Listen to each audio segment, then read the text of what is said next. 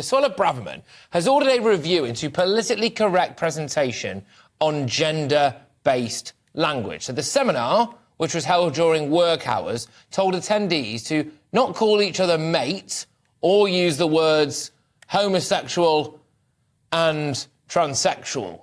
I mean, my homosexual mate would be absolutely livid about that. But the event also urged civil servants to wear rainbow-coloured lanyards and include personal pronouns in their email signatures. To discuss this, I am joined by political commentator, pronouns, I believe, she, her, Emma Webb.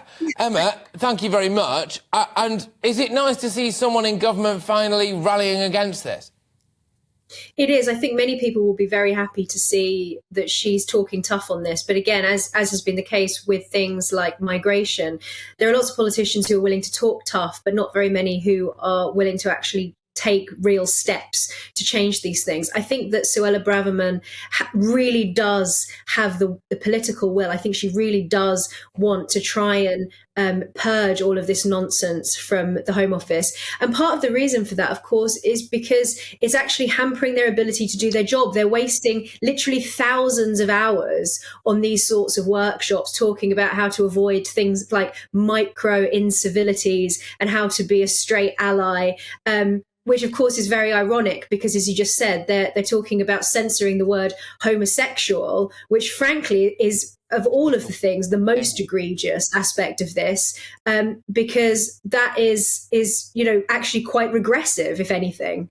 Well, I would argue it absolutely is. And I would also be a little bit more tolerant of whatever you'd call it, woke language, if it didn't change every 2 seconds. So you're immediately out of date. And then before you know it, you've deeply offended someone using exactly what they said about themselves 2 minutes ago. And I can't keep up. I do fear, by the way, for elderly people in this country who tread a daily minefield of wokedom if they're in a workplace. And I think there's no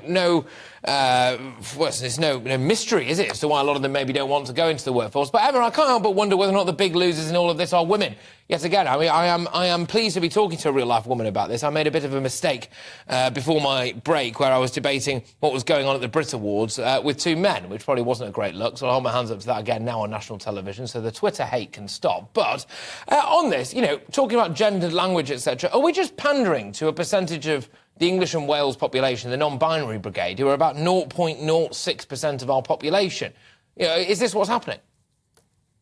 Of course we are, but I think it's also pandering to a lot of people who like to think of themselves as representing other people and sometimes representing people that they might not even know, people who are offended on behalf of others for exactly the same reason as Catherine Birbalsingh was saying there, that, they like to feel that, or they sincerely do feel that they are good people because they're doing this, because they think that they're representing people who are victimized. But actually, you can see how this is backfiring because going back to the word homosexual, that also ties in with what you were saying about the way that women are getting the short end of the stick here, because what they're doing is they're actually erasing sex. They're erasing sexuality here. And as I say, that is regressive. That has an impact on women's rights. There's been a whole debate this week about the Gender Recognition Act in Scotland. And again, very correct for the government to take a stand against this. So I think things are actually moving in the right direction within government on this. But they said in this training course, apparently, that homosexuality was a medical term. I mean, that really is taking us back to the 1950s.